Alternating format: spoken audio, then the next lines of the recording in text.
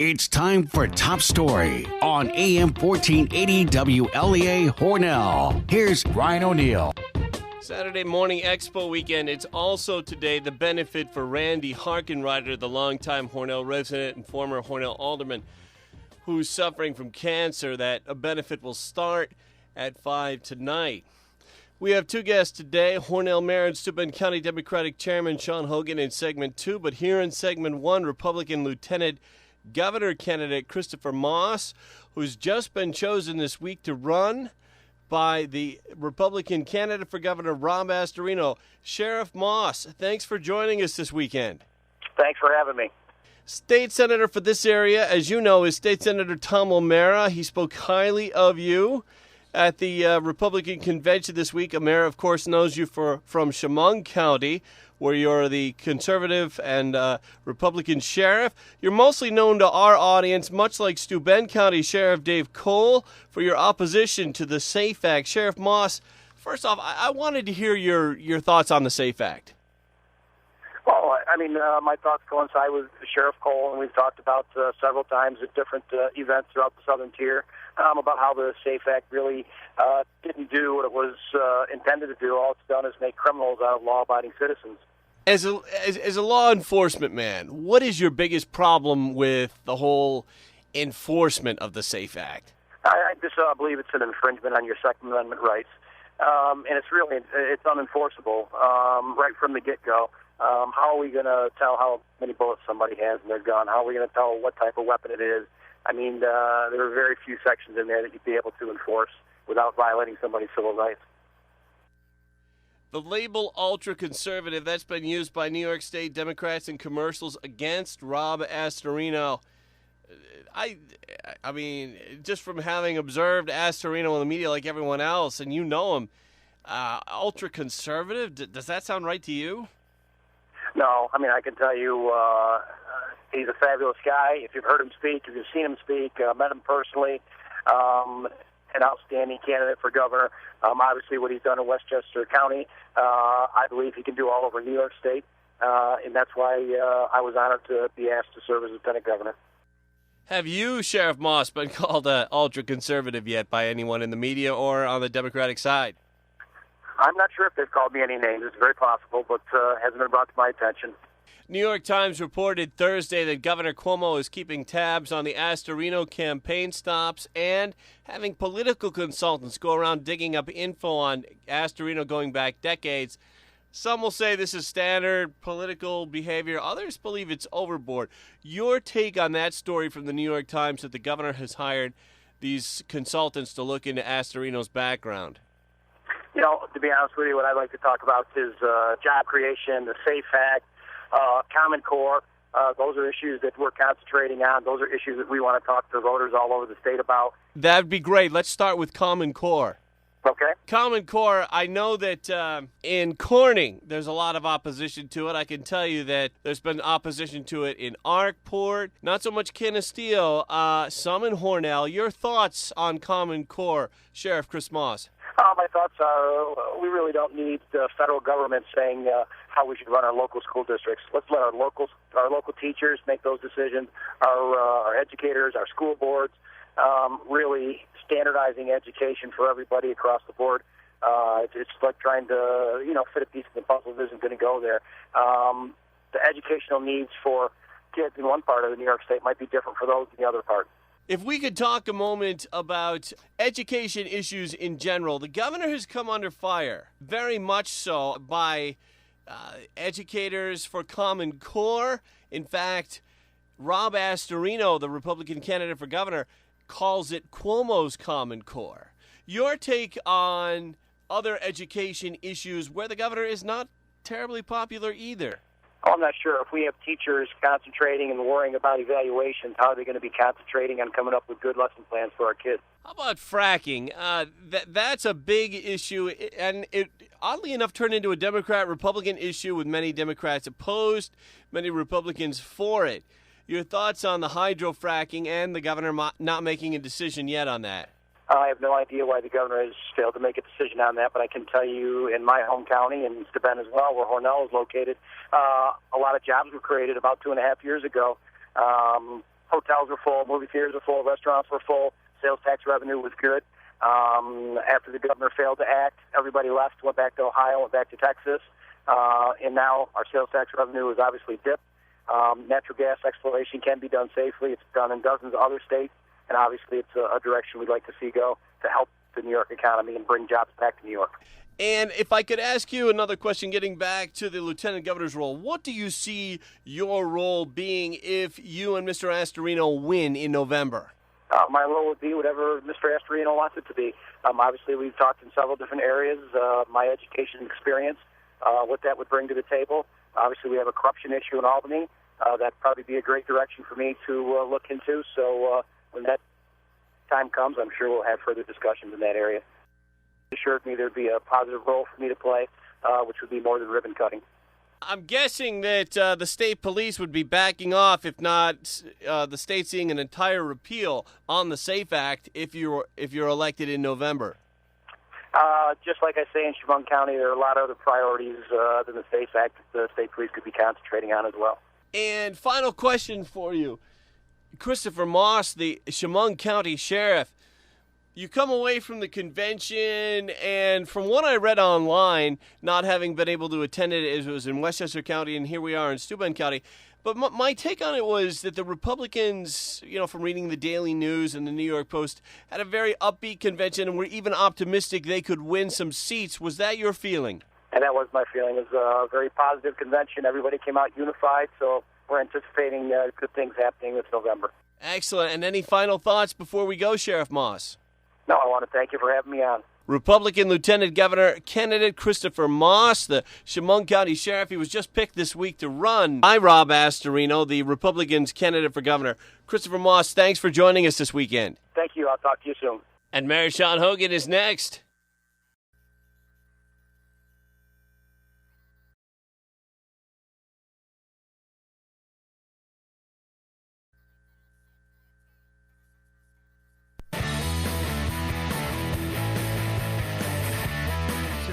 Back on Expo Weekend. I'm Brian O'Neill, and we're on the phone with Hornell Mayor Sean Hogan. Mayor Hogan, thanks for joining us. Good morning, Brian. It's great to be with you as always. Sean, first question. I've been wondering this for a while. I've been watching the liberal media lately. For example, the New York Times. They've been very hard on Governor Andrew Cuomo recently. Why is that? Can you tell us what's going on? Well, they feel that the governor's fiscal policies are too conservative, and that instead of pushing to cut business taxes and to reduce regulation on banks here in New York State, that he should be pushing for more taxes on business and the banks. This is the extreme left wing. I think the governor is a pretty progressive governor and he's fiscal conservative, and he has to be in this state. I mean, there's no secret that this state has overspent for years, whether you were a Democratic administration or a Republican administration. But I think this governor has shown that he's serious about straightening the fiscal ship in New York State. He's done that. He eliminated a $10 billion deficit in his first budget, and to the point now where he's created a $2.2 billion surplus, which he is going to return to the taxpayers. So I think the governor has done exceptionally well. He's made the hard choices to right the ship in New York. And he's really made New York one of the more business-friendly states in the country. And he had to be. And it has to be because we need jobs, and particularly in upstate New York. People, if you live in upstate New York and you travel around at all in upstate New York, you know that we've experienced economic devastation up here and loss of population. I think the governor's policies are slanted towards upstate New York, and he gets it, and he understands it. And he's been one of the few governors in my history that has really put his efforts and is showing by his policies that he is concerned and wants to help upstate New York. Now, Startup New York, which is one of the governor's statewide plans, they're doing a lot in SUNY areas, State University of New York areas. I saw the list. No mention of SUNY Alfred yet. Do you know if SUNY Alfred will eventually get included in the Startup New York list? Well, absolutely it will be. You know, each statement, there's 64 upstate New York campuses, and all 64 are included in the Startup New York program. But the Startup New York program won't only benefit SUNY Alfred. It'll also benefit Alfred University, because some private colleges are involved in it also. But the way the law is written, they can apply. People can apply for waivers, and so the Startup New York benefits, if we have an affiliation with Alfred State in the particular project, could benefit the city of Hornell, New York. It could benefit Wellsville. You know, so the Startup New York program is a very aggressive program. I've been in contact with Craig Clark, who was charged with putting together the Alfred State plan. We've met with him. I've met with the Skip Sullivan, the president of Alfred State College. So we are really keenly aware of the benefits of Startup New York and the potential of having a tremendous positive impact on the city of Hornell and other areas surrounding Alfred State College. So it's a great program. Alfred will benefit from it, as well as potentially outlying communities. So I fully support it, and I think it's going to be a great program. We're talking with Mayor Sean Hogan. Sean, the state Republicans held their convention this week in Westchester County. We heard about that in the last segment from Lieutenant Governor candidate Christopher Moss, the sheriff of Chemung County. Wondering your thoughts on how the GOP convention went in Rybrook. Well, I think as far as Republican convention goes, it was unique, that since the last one was so contentious and they didn't come to a decision, and there was a primary, and the primary was won by Carl Palladino. And Carl Palladino has his own brand of flamethrower politics. He is very blunt and very, I would say, controversial in some of the things he says, some of the things he does. Carl Palladino has always tried to portray himself as this ultra-right conservative thinker, but he's got his hand out and accepted more government subsidies than anyone in the city of Buffalo. So I think first and foremost, he's a hypocrite. But this convention, they came together for Astorino because they think that because he won election in Westchester County, which they deem as a heavily Democratic county, that wasn't always the case, that he has potential to catch fire throughout the state. I don't share that opinion. I think that the governor, even though there are people upset with him because of the SAFE Act and things of that nature, the governor's record shows that he is concerned and has shown that through action about upstate New York, and that he's committed to turning things around. They're going to try to use two fractious political issues against him. One is fracking, and that they're going to say that he's costing the Southern Tier so many jobs. And then the other is the SAFE Act. Well, I know that there are many gun owners that are upset about the SAFE Act, but if you follow polling and look at polling, there's a good number of New Yorkers that don't see anything wrong with the SAFE Act, and that's gun owners and non-gun owners alike. And number two, fracking is, if you look at the polls there, the majority of New Yorkers are concerned about what fracking would do to their water supply and the resulting health effects of fracking. So the governor, I think, is showing his due diligence, trying to determine whether it can be done safely and whether it will have an impact on the water supply and some of the pristine lakes and the streams down here in the Southern Tier in New York. I myself feel that fracking can be done safely, but I think we should have a plan how to deal with the fracking waste.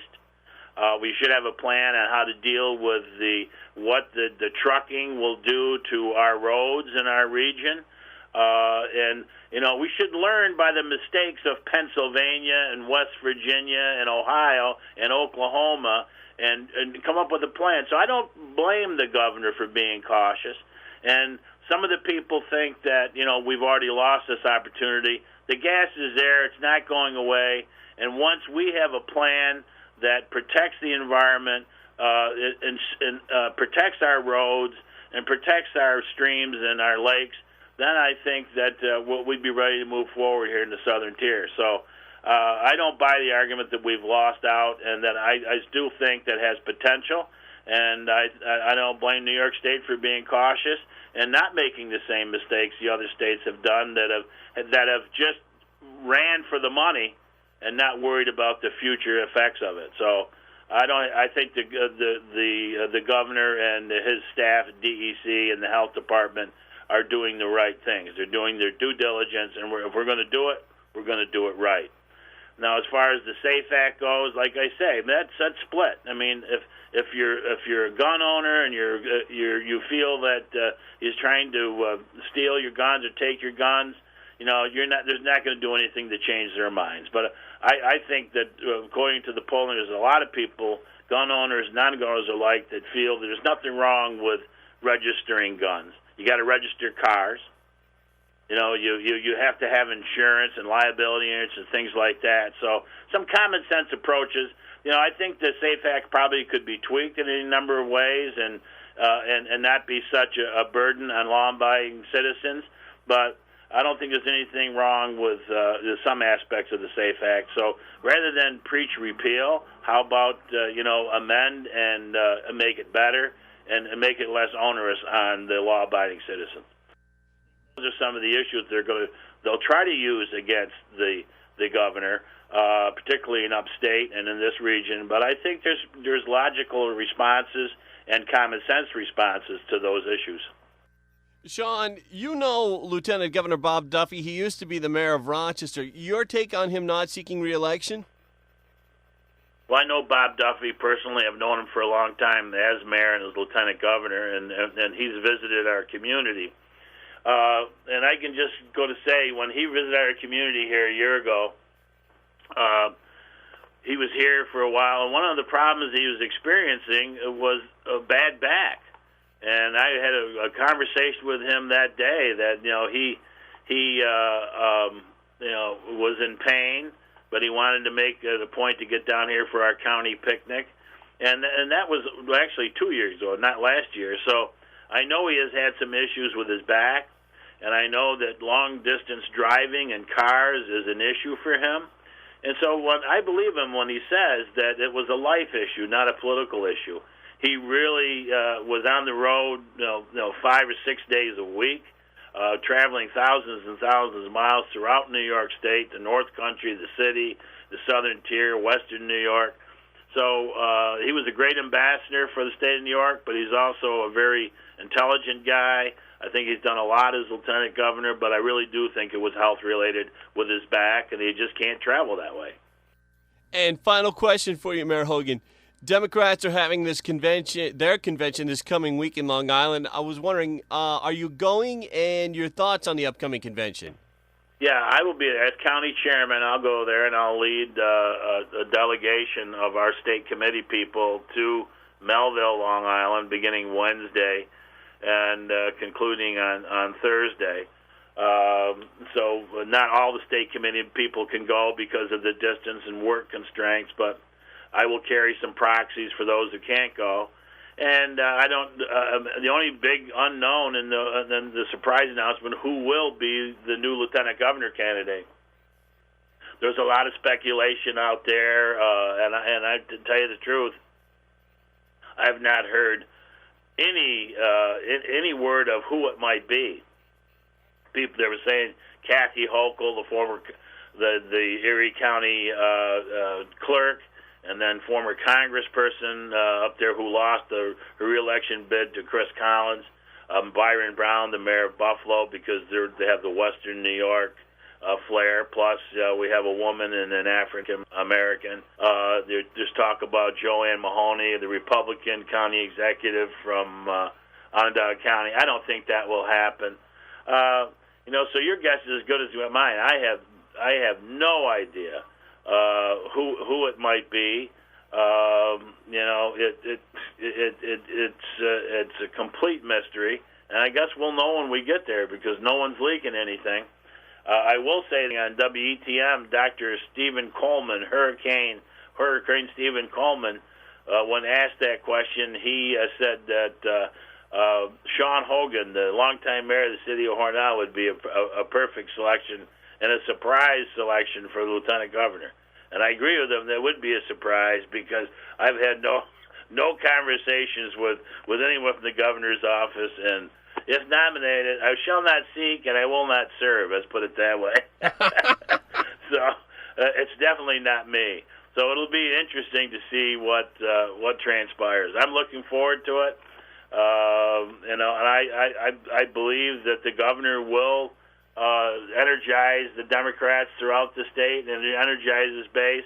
And if you look at his record, 3 on-time budgets, the lowest income tax burden since Eisenhower, the lowest business tax burden, in New York State in generations, no manufacturing taxes in upstate New York, the Startup New York program, our very successful, exchange program that New York ran, which was the model for the nation. I think the governor has a lot to crow about, and a lot if people could see the progress has been made in New York. And why argue with success? He's done a great job. You may not like him. You may think he's arrogant or whatever, but he gets the job done. He's getting the job done, and I fully expect him to be elected our next governor. Mayor Hogan, as always, great having you on. Okay, Brian, take care, and have a great Expo weekend. Thank you, Mayor Hogan. Also, our thanks to Lieutenant Governor candidate for the Republicans, Christopher Moss. I'm Brian O'Neill. InfoTrack is next. O'Neill.